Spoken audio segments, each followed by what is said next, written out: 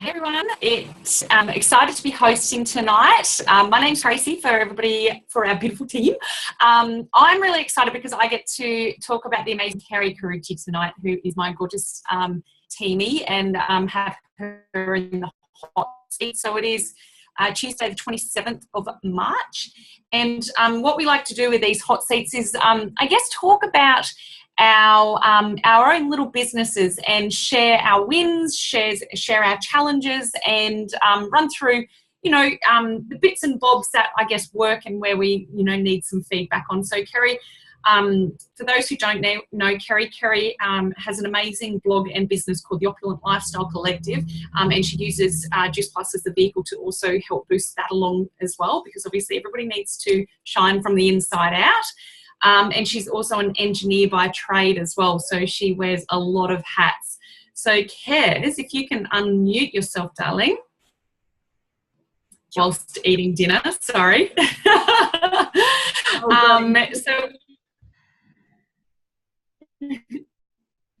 Well, my thing just keeps coming up with an unstable connection, I'm sorry. So if it does cut out, Nick, you'll have to jump back in, sorry, but hopefully it'll be all right. So I guess, Kerrie, if you can run through how long have you been in the business, and I guess what your goals are for the next 30 to 60 days would be great. Sure. So I have been in the business now for just over 18 months, I believe. And to be honest, I was definitely a slow burner, probably am still a slow burner from what everyone else's comparison, I suppose, with all the fast trackers in freestyle. And the reason being is that when I got into the business, for me, it was a brilliant opportunity, but I didn't really see the big vision. For me, it was just a shoe fund, a couple of $100 a month to feed my habit, so to speak, because fashion's not for the faint-hearted, that's for sure, and especially racing fashion as well. So for me, that's just what it was, and it's probably, to be honest, maybe in the last less than 12 months, maybe like 10 months, that I've really kind of seen the vision for what it can be, and I think too my focus has shifted on the simple fact that I'm really sick and tired of trading time for money, or basically building someone else's dream so they can buy their next Porsche, because that's the reality of engineering, unfortunately, and stressing over someone else's bottom line. So that's kind of where it's at. I think for the next 30 days, my main focus is really to get to SC. I'm still sitting at SDVF. Which for me, I have the volume. It's just I need some diamonds in my team that really want to see that vision and want to come along on that journey for me as well. And for the next 60 days, basically my main focus is to really, I want 5 new teamies to jump on board with the collective, and we just start running at the wall in that respect. So that's those goals. I hope that covered it. Yeah, awesome. And what, I'm just bringing up my little next questions. And what from, what's your DMO? What are you looking like to get to that? What do you do every day or every week, or run us through that? So I think the hype around, obviously, March Madness, and also the fact that Linda's done. Personally, I've gotten a lot out of Linda's and Eric Warray's actual structure of the 20 and 30. I think because it's more of a specific goal, like obviously I've always had the goals that I've had in mind, but before that particular challenge, like I was only reaching out to 3 people a day, having those conversations, maintaining those relationships rather than, and I suppose Linda made an amazing analogy of it. I was just like faffing around on the runway, like legitimately had all these dreams of, going to Milan and Paris and all the rest of it. But ultimately when you're sitting in an 747 on the runway, you're not going to get lift off. So I've really upped my DMO and just made it super focused. And, already, because we're 2 weeks into the 20 and 30, and obviously we're at the end of March, just really, Rex or Pelly. Okay.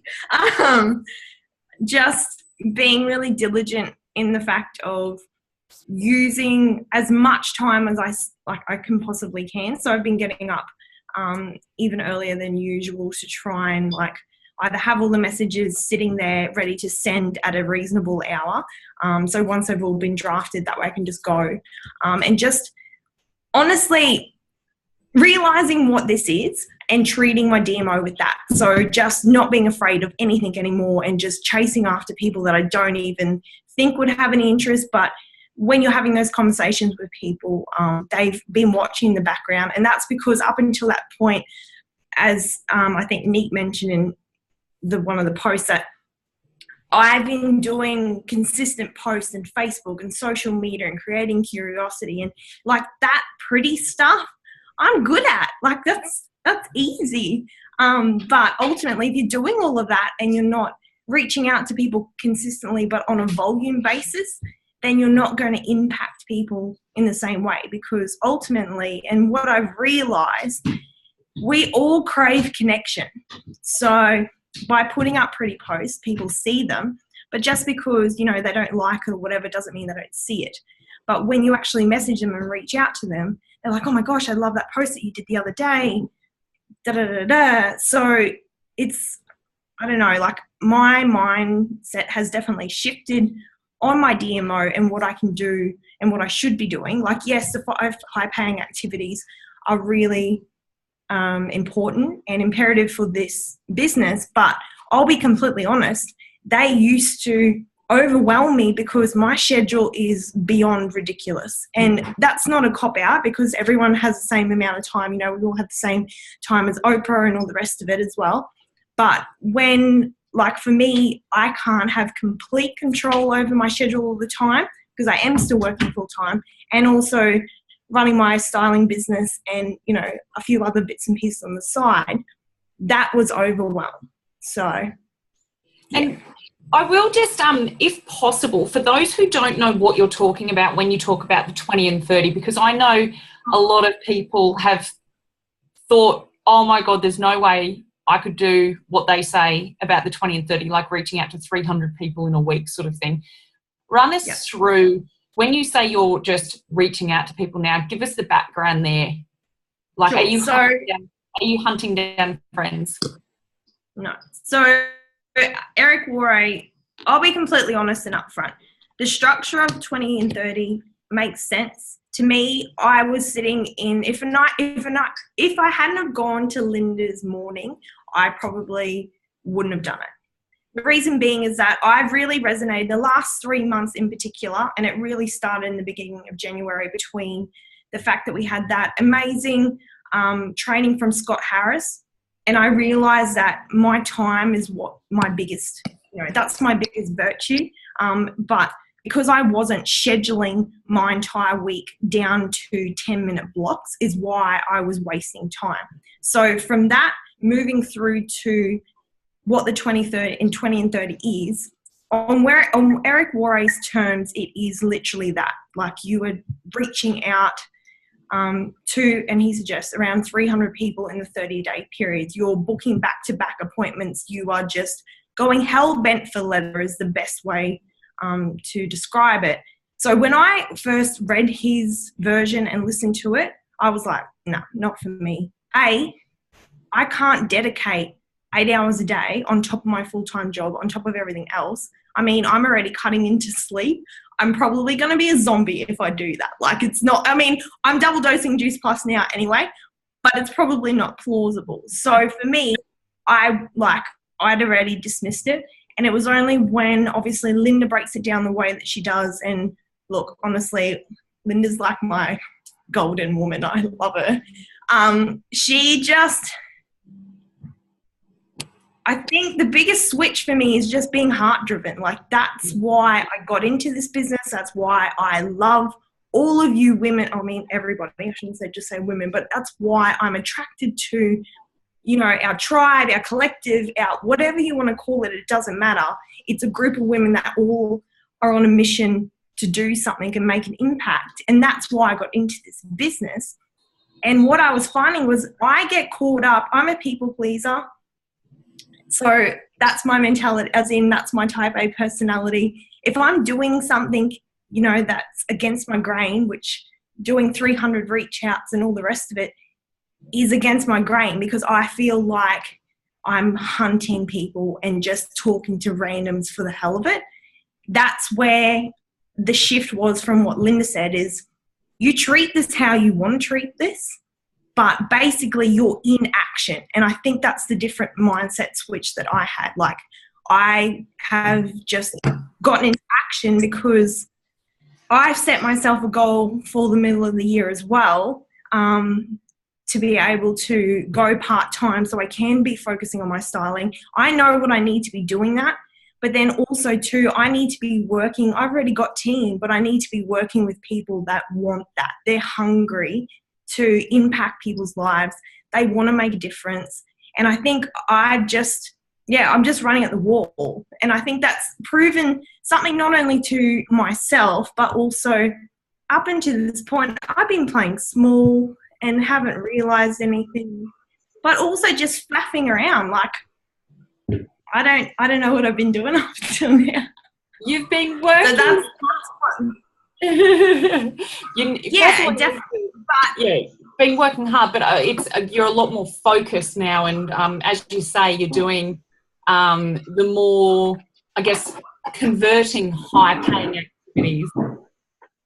So now I'm just bringing up my next questions, and I guess what are you finding your biggest challenge, I guess, from all this? Have you had any roadblocks or things that are pulling you up? Yeah, definitely. It's a day. Like, for me, it's daily. I'm constantly in my head, which I'm sure a lot of you can relate to it, but that's just something that I battle. So I've really had to go to work on that, obviously. And it's not a process that you can switch overnight. But that's my biggest challenge consistently. And then juggle, which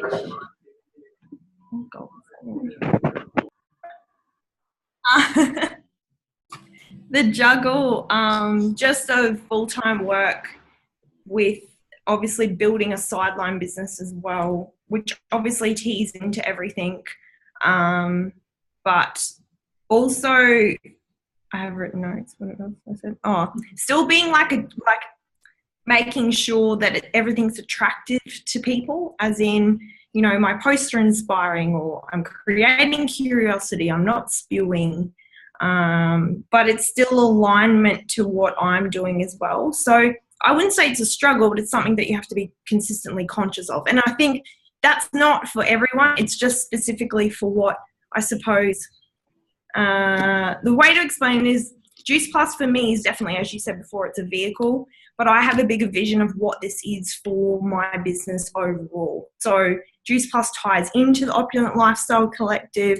And if anyone on here is not sure what I'm talking about, you can definitely check it out. But basically, it's an online platform that umbrella affects over the simple fact that, you know, to live an opulent life, it needs to start from the inside. You need to get your health really well, so you are looking amazing on the outside, but it comes down to mind, body and soul. So those are really holistic values, which then ties into, obviously, I'm a qualified stylist. It's something that I'm passionate about, and that is why, you know, I'm choosing Juice Plus as something to replace my engineering salary, because let's be honest, the first 5 years usually in traditional business, you're not making an income, or if you are, you know, you're living on baked beans. So I see the opportunity for what it is there and how it all ties in.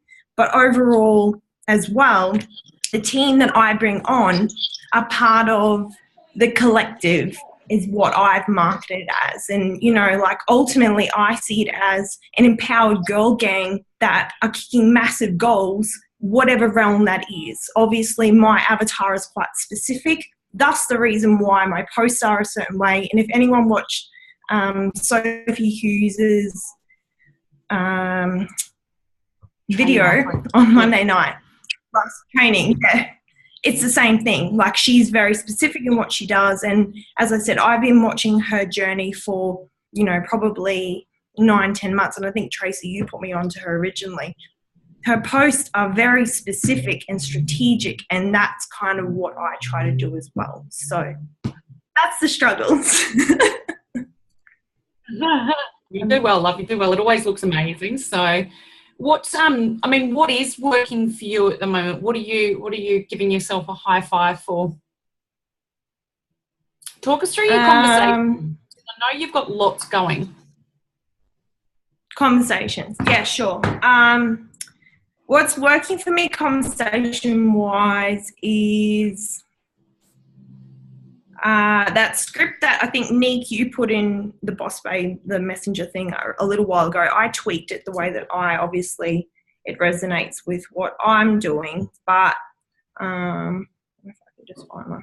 Basically just saying that my little business is no longer, little.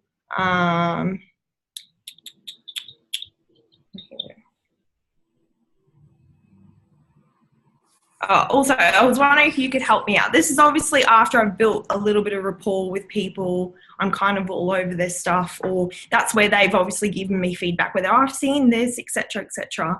But it's literally just wondering if you could help me out. My little business that is part of the Opulent Lifestyle Collective is expanding, and after an incredible few months, I'm looking for some really driven people to connect with this year who would be interested in being part of an incredible collective, earning an extra income around whatever they have happening in their lives.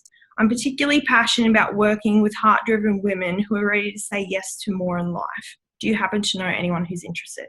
So those ones are obviously very business-driven, apart from, that's kind of where I've been going after, and also just watching women that I know.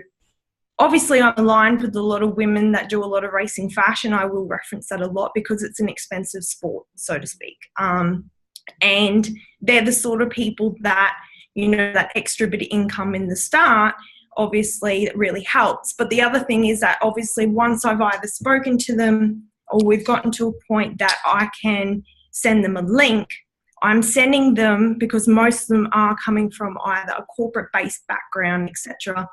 We've actually recorded, Tracy, myself, and a few of the other ladies, Beck, Kaylee, Katie, we've done a very corporate-specific event, Express, and it's basically what I think is working for me is because I'm on it. It's part of me, rather than what I've done in the past is I love Linda's Girls Want to Have Funds, but it's super, super difficult when, obviously I talk it up saying that I work with these women, but I'm not on it.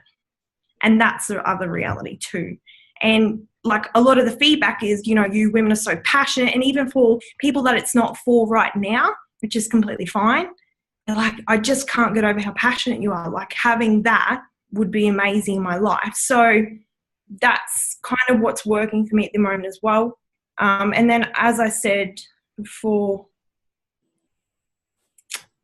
that 20 and 30 morning with Linda definitely shifted my focus a lot. But I'll be completely honest, I had a really vulnerable moment with James Everton, which for me was super confronting, because we had an exercise that we had to do, and it was literally to share our story. But I didn't realise my pain point really. I knew what my pain point was, but that in that moment, it was so much deeper than it ever had been. Obviously, this comes down to, James and Linda are an incredible couple, but also has the ability to hold space, and that's what he did. And in that moment too, all my guard had been let down, but also it was relatable. He'd been there. He's, the nuts and bolts of what a corporate ladder is, and he's done all the hard yards. And I think that's the thing, is that, you talk about instances, I suppose, in your life where you've been seen, and he saw through all of my bullshit, basically. And that's kind of, So that was a bit of a turning point, I think, for me as well, because now I know, I know what my real pain points are, rather than just, ones I thought. Yeah, I think that was awesome that you actually got him. I think that was a massive blessing in disguise, because there is, you know, we, I guess I like to give hugs. I like to make everybody feel all warm and fuzzy. But then when you get the likes of James Evenden, who's been at the top of his game and now he's at the top of his game here, he's like, guess what?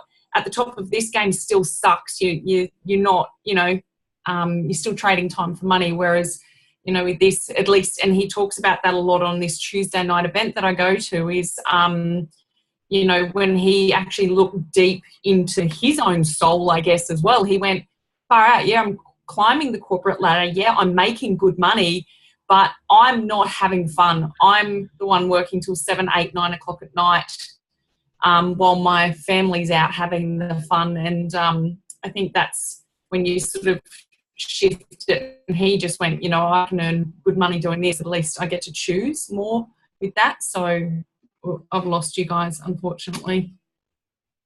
I'm frozen. Neek. We can still hear you. We can still hear you, Trace, and see you. You're moving, Trace. You're doing the confused eyes. I can't. She can't. She might not be able to hear. Okay, let me get my questions up. You're doing amazing. I think everyone's getting so much out of this call, which is awesome. And I can definitely tell. I'm just looking at the time going over. Hey, I think I'm back. I was just she's back.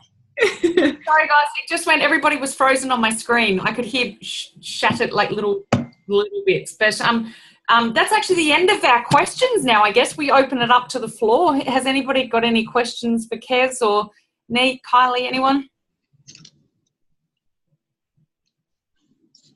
I'll leave it open to anyone else first before I jump in. Does anyone else want to ask Kerrie? I know it's not very often that we get to hear her share. So if anyone has any questions for her, I'm sure she'd be more than happy to answer. But I think you've covered it really well, Kerrie. I think so many girls have got so much out of the call tonight, and you've just been really open and honest about everything, which I think we all love, and that's the main whole idea of this call. Kate, I saw you with your hand up. Did you want to ask something? Just quickly, Kez, I just wanted to ask, you know how you mentioned that James held space for you? What do you mean by that? In a sense, did he just ask you the questions and sat back and waited and didn't say anything? Yeah. Okay, cool. It's a term used, and I don't know if this, like, I've done a few workshops, etc., but also this is a skill I actually learnt when I studied my styling course. So when human psychology and when we go through certain, like it's a circumstance or a phase or whatever, we tend to, like, if we're getting really vulnerable, or it's our pain point. Now, for me, it was the fact that he was, if you've ever had a conversation with James Evenden, and if you haven't, definitely do it, but he has this amazing ability that he holds eye contact extremely well to start off with. But what I mean by holding space is he just let me do my thing. So I was talking, telling my story as per what Linda had directed us to do. But the difference is that he didn't do, you know how we usually go, oh, I know, yeah, me too, yeah, oh, I know. And it's something we do as human nature. It's this me too analogy. But the difference is that on the other side, and this is something that probably all you girls could probably take away from this. Oh my God, yeah. On the other side of silence is where the gold is. So the reason is that when you hold space for someone, they may be saying their story, and I was, rattling my normal story, but I went so much deeper because he just sat there in silence, held eye contact, and held space. So he was just, there was so much support in his eyes, but he just let the silence be there. The silence might be 5, 10 seconds, it doesn't matter, but he's holding space because then I open up on a whole nother level. And it's something that he has an incredible ability to do, obviously because of his relationship with Linda, and I know Linda does it a lot, and it is definitely something that a lot of personal development speakers, I know this is a huge thing that Tony Robbins does as well, if you ever watch his videos, but it's something that I recognise that he was doing that because I had studied the psychology and I actually do it with my styling clients. So, you know, like that was something that it was a huge takeaway, and it was a huge breakthrough for me personally, and it's got nothing to do with just saying nothing or whatever. It's literally just sitting there and feeling their pain, but also being supportive to it. And I don't know if that actually... Is it almost, when you're in that situation, is it almost when you're talking a little awkward because it's still silence and you think, you're still staring at me, you're not saying anything, okay, I perhaps need to keep talking? To an extent, like, yes. It makes you uncomfortable, and the reason it makes you uncomfortable is in society, and, like, we're not used to doing it at all. Like, everyone's always talking. Like, if you have 2 seconds of breath, someone will jump in and say something to either, and they don't do it intentionally. It's to actually make you feel better, or they try and console you that way.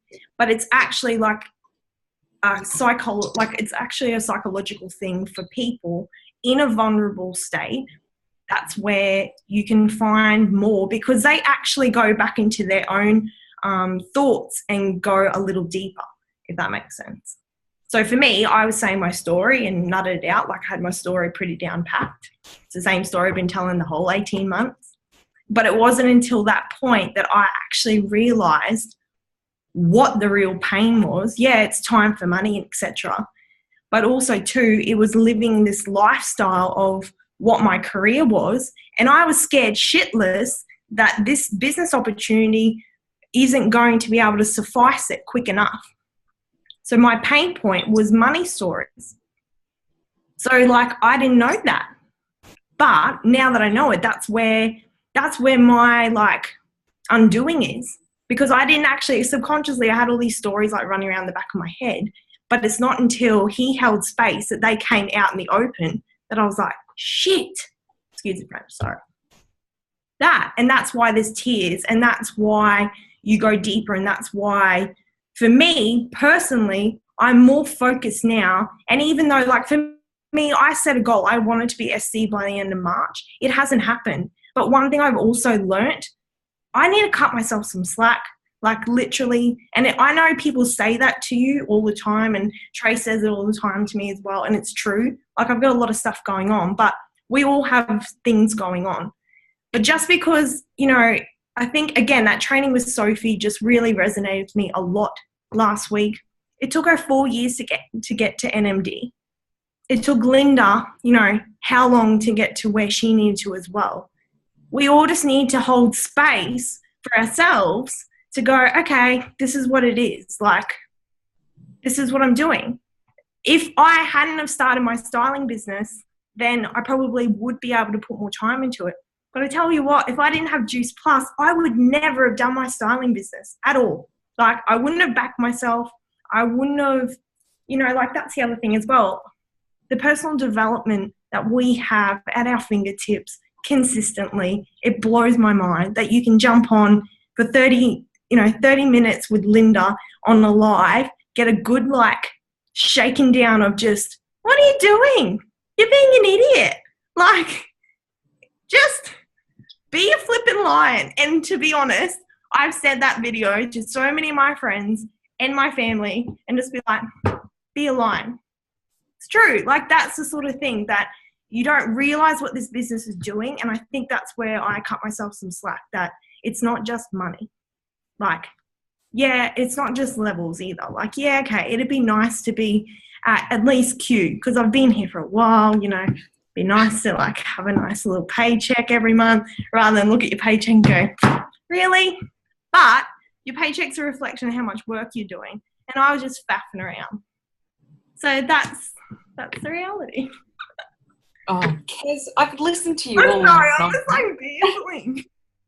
No, it's brilliant. Everyone, the comments are flying in, so it's really, really cool. So thank you. I can't back any of that up with anything. You're just amazing, and I'm so excited for the next 12 months to see where this does actually take you, because as you say, your vibe attracts your tribe, and you're a bloody rock star, mate. So you need some rock stars. I want that to happen. If not, you just keep running at their wall. Yeah, that's right, mate. Something will stick. Mate, you do CrossFit. You can give them a boost over too. You can help them up. Just burn the heels. All right, girls. I know. Thank you so much, Kez. Thanks for hosting, Trace. You were amazing. And Kerrie, I know everyone has got so much value out of tonight's call. I've just been sitting here so proud of you, and I'm sure all the other girls are too. You're amazing, and you're so deserving of every success, and you've grown so much as a person, even just since the beginning of the year. I think you've had a lot of those light bulb moments, and that's what's really inspired you, and you've got such a clear vision now. So super excited to see what this year brings for you. So deserving. So I'm just